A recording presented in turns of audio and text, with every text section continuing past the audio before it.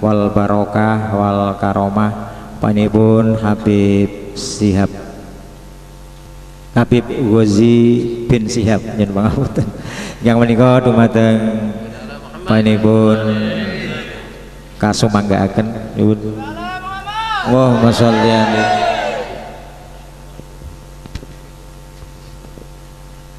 Assalamualaikum warahmatullahi wabarakatuh. Bismillahirrahmanirrahim. Alhamdulillahi rabbil alamin. Hamdan lillahillazi jama'ana fi hadzal jumu'il azim wa fi hadhil lailatil azimah. Asa anna Allah yaktubna min akbarir rahmah min indi rabbil jalalah. Amin ya rabbal alamin. Wa sallallahu wasallam ala sayyidina wa habibina Muhammadin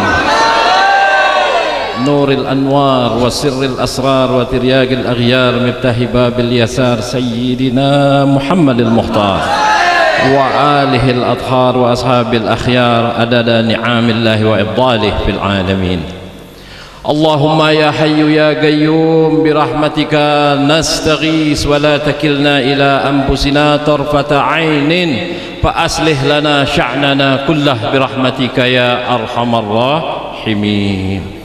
Yang sama-sama kita cintai dan muliakan para orang tua kita, guru-guru kita, para habaib, para kiai, para guru, asatiz, hafizul Quran, yang kami cintai juga para hadirin hadirat. Mudah-mudahan kebersamaan kita senantiasa mendatangkan curahan rahmat daripada Allah subhanahu wa ta'ala.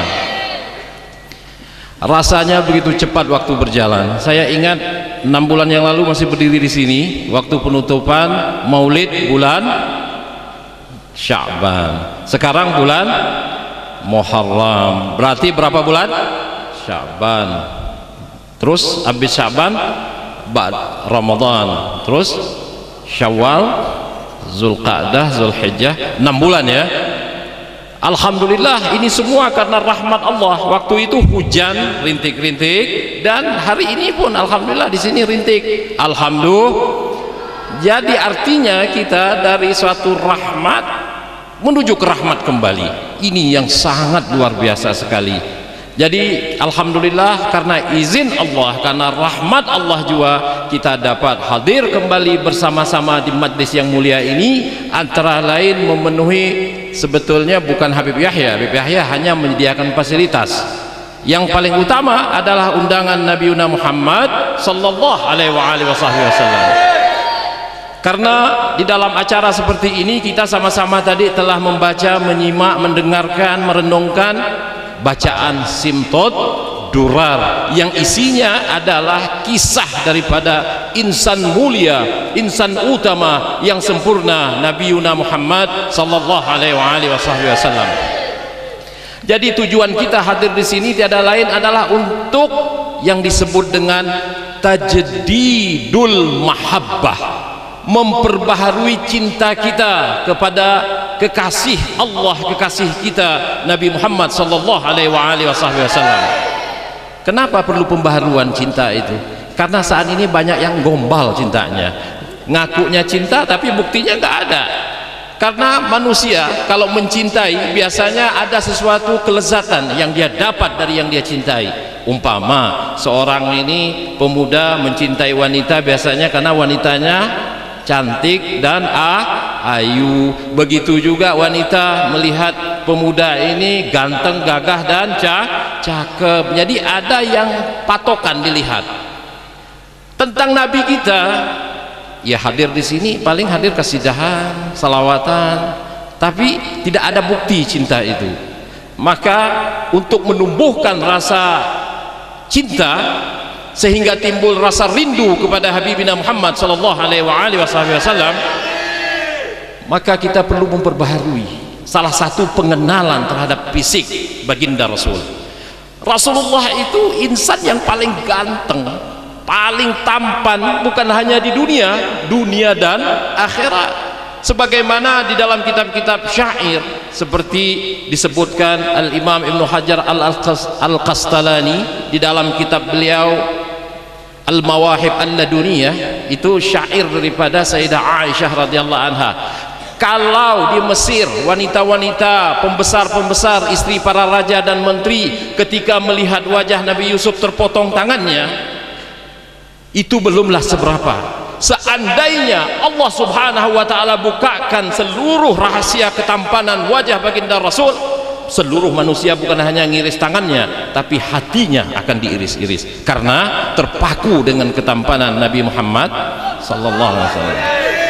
Rasulullah itu kulitnya putih kemerah-merahan, ada di sini putih kemerah-merahan.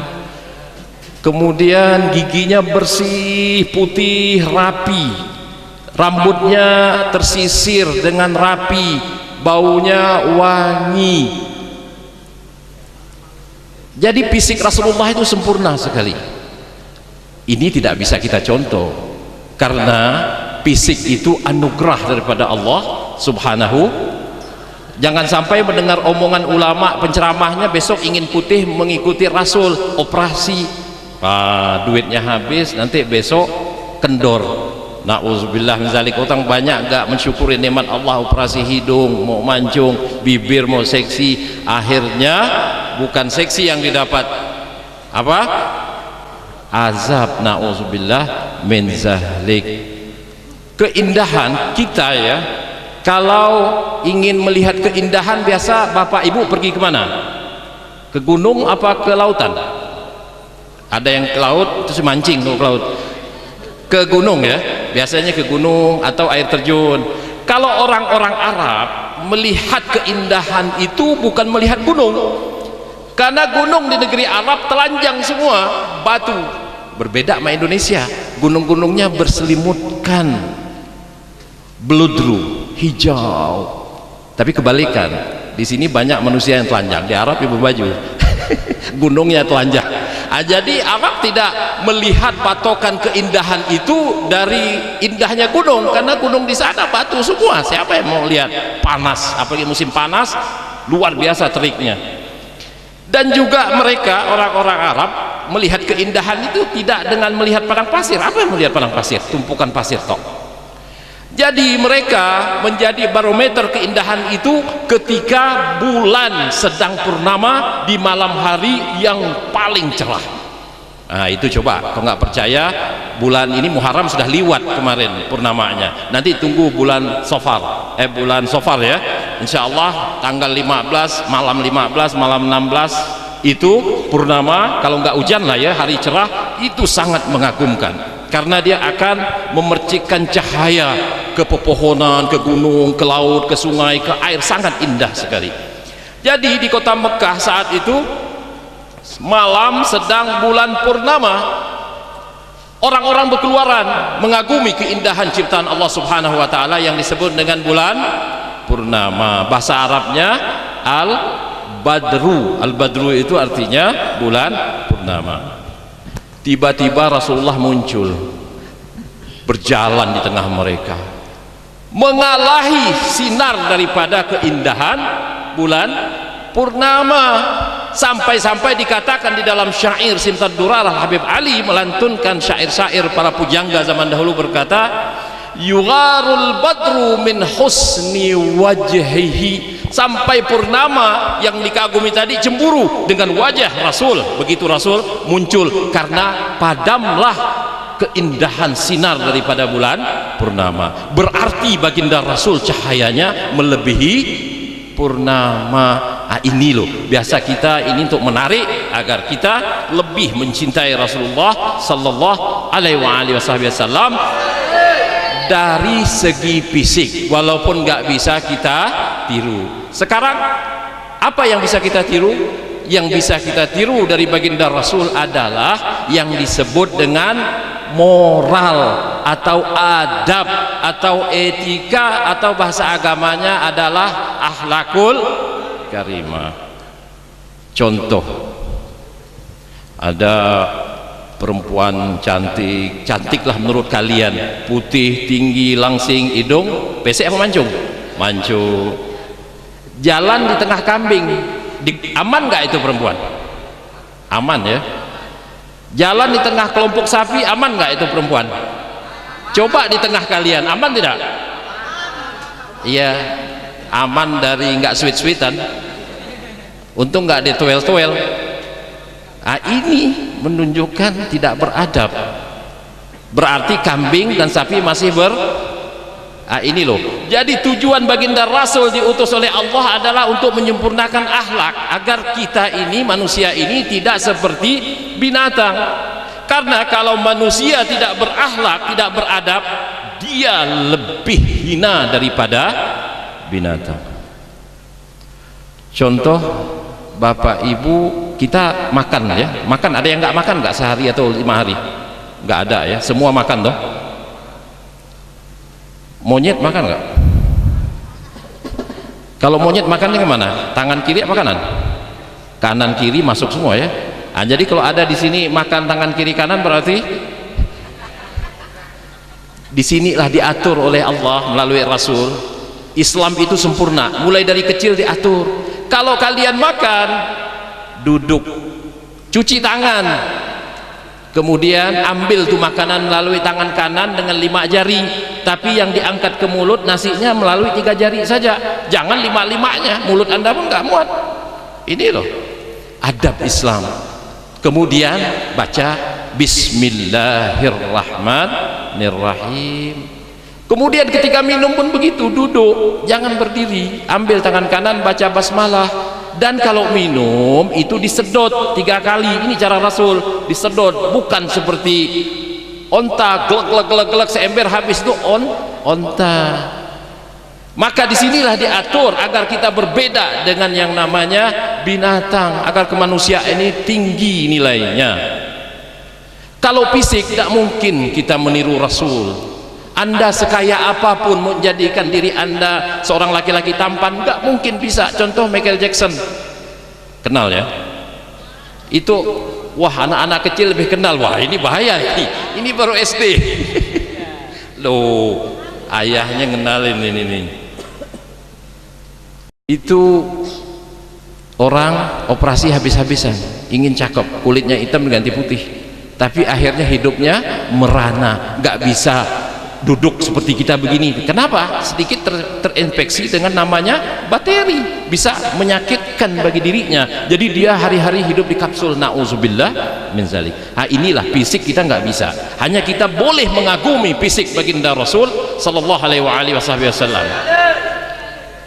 Bapak ibu tahu yang namanya iler burung walet? Mahal apa murah harga sarangnya? Mahal ya. Sekilo berapa? Wah, penjual burung semua di sini, ada yang 2 juta, 3 juta. Ini Pak Arsad ini agen daripada sarang walet. Iler berharga lah, iler jedangan dikasihin gratis saja kita nolak. Anda kasih juga orang bisa berantem, kan nolak, tidak mau. Ini artinya manusia ini nggak berharga. Jadi apa sih manusia itu? Kalau kuat, kita nggak ada apa-apanya. Walaupun seorang Michael, siapa yang petinju top dunia ini, Mike Tyson, coba diadu sama singa, siapa yang menang? Singa dirobek-robek Mike Tyson. Lah kalau Anda ada seorang yang paling kekar di dunia ini, apa namanya, binaraga ya, otot-ototnya itu belum tentu kuat. Lawan aja gajah lahir anaknya udah berotot-otot, kepalanya, belalainya, hidungnya udah berotot-otot tuh. Itu gajah. Jadi kita ini nggak ada apa-apanya manusia. Kok mau sombong, apalagi tidak mau melaksanakan perintah Allah, tidak mau mengenal Rasul. Lah jadi apa kita ini? Di sini ada punya botol minyak wangi nggak? Pinjam. Mahal harganya. Wangi nggak ini? Jangan punya angin lagi. Ini botol isinya minyak. Ini harganya berapa? 6.000. Mahal ya, kecil segini 6.000. Ini mahal karena botolnya atau apa? Botolnya ya, bukan orangnya. Lah yang dibeli ibu-ibu di pasar minyak goreng itu yang 10.000 botol besar itu kok lebih murah? Kok ini mahal kecil gini 6.000? Bahkan sebotol gini minyak wangi ini ada yang berjuta bahkan. Kenapa? Karena bukan botolnya, tapi apa yang ada di dalam isi botol itu.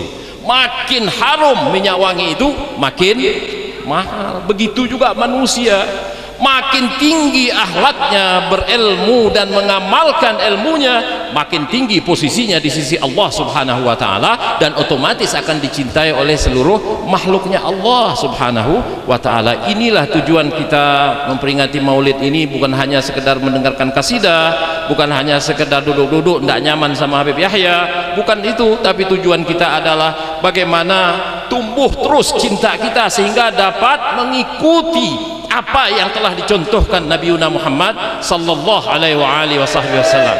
Karena Allah telah berfirman kepada Rasul, laqad kana fi rasulillahi uswatun, di dalam diri Rasul itu ada contoh untuk kita tiru. Maka disinilah pentingnya kita al-ittiba, mengikuti, dan mengikuti tidak akan pernah sempurna kalau tidak dibarengi dengan namanya al-mahabbah, cinta. Karena orang kalau mengikuti nggak cinta, dia beban biasanya. Tapi kalau dia cinta, oh itu kemana pun dikejar sama dia, diikutin. Oh model rambutnya begini, model bajunya begini, model makannya begini. Karena apa? Dasarnya ada cinta. Maka dari itu Allah berfirman dalam surah Ali Imran ayat 31, in kuntum tuhibbunallah, kalau kalian ngaku cinta pada Allah, buktikan cinta itu. Bagaimana cara membuktikannya? Fattabi'uni yuhibbukumullah.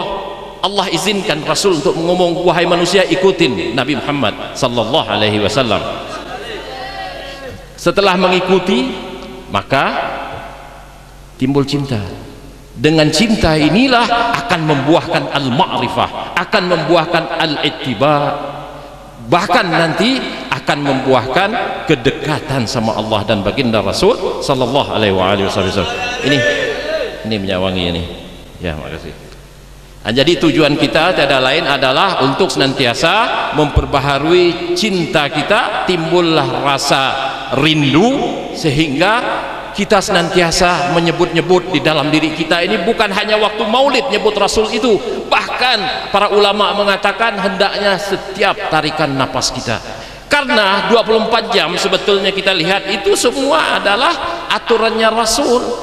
Anda mau tidur dianjurkan baca doa, bangun tidur baca, masuk WC baca, keluar WC, mau makan, semua ada doanya. Inilah kehebatan agama Islam yang tidak dimiliki oleh agama-agama lain, sehingga kita mempunyai hubungan yang kuat, ikatan yang kuat kepada Allah dan Rasul. Dan inilah orang-orang yang termulia posisinya. Siapa contohnya? Para sahabat. Contoh al-Imam Sayyidina Abu Bakar As-Siddiq mendapatkan gelar As-Siddiqiyatul Ula, orang terjujur utama di dunia. Pimpinannya adalah Sayyidina Abu Bakar As-Siddiq.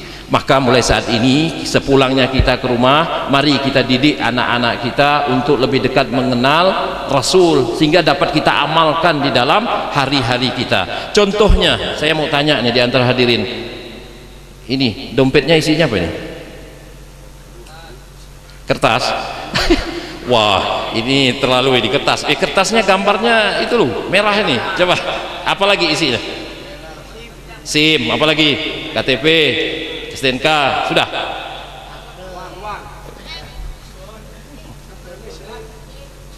Ada nggak di antara bapak-bapak yang hadir di sini isi dompetnya doa atau aturan Rasulullah?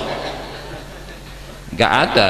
Kebanyakan rokok di sini. Kalau rokok lupa, kita gelabakan. Tengah malam bangun bu ya, buka jendela, buka pintu sendiri, keluar ke cari toko 24 jam. Tapi aturan Rasul nggak mungkin diingat. Nah, ini sebetulnya nggak cinta ini. Kalau kita cinta, ada itu wirid, buku maulid, karena sebagai pengingat. Lah ibu-ibu sekarang bawa tas semua nggak? Apa isinya? 1 aqua, 2 bedak, lipstik. Loh, kalau pakai lipstik umur 20 tahun ya nggak apa-apa. Lah ini nenek-nenek 70 tahun ya kayak mujahir. Allahu Akbar. Mestinya di dalam tas itu ada kitab maulid, wirid, peraturan Rasulullah. Ini kita ajarkan ke anak-anak kita, sifatul amanah, sifat kejujuran, sifat cinta. Jadi sejak dini kita sudah mengenalkan diri kita, keluarga kita, orang yang terdekat kita, akan figur insan mulia, katanya mau jadi mulia tapi nggak mau mendekati yang mulia, katanya mau dapat syafaat tetapi tidak pernah rindu kepada pemberi syafaat. Mudah-mudahan berkat daripada majlis yang mulia ini hati kita tergugah, timbul rasa rindu untuk dapat mengamalkan lebih banyak lagi sunnah-sunnah Nabi Muhammad sallallahu alaihi wasallam. Amin ya rabbal alamin. Al-Fatihah.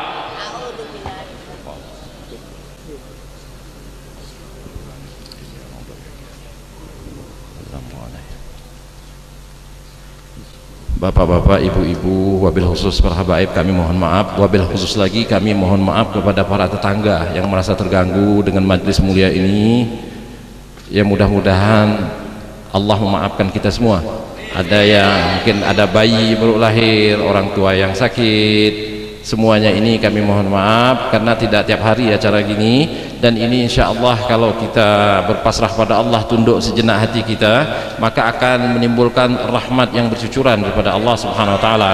Karena dikatakan para ulama, getaran daripada takbir, tahmid, tahlil dan salawat itu bukan hanya kita yang mendapatkan, juga tetangga kiri kanan, semua yang di area luas ini akan mendapatkan keamanan daripada Allah subhanahu wa ta'ala. Amin ya rabbal alamin. Ini saja yang dapat kami sampaikan, mohon maaf dan terima kasih. Wassalamualaikum warahmatullahi wabarakatuh.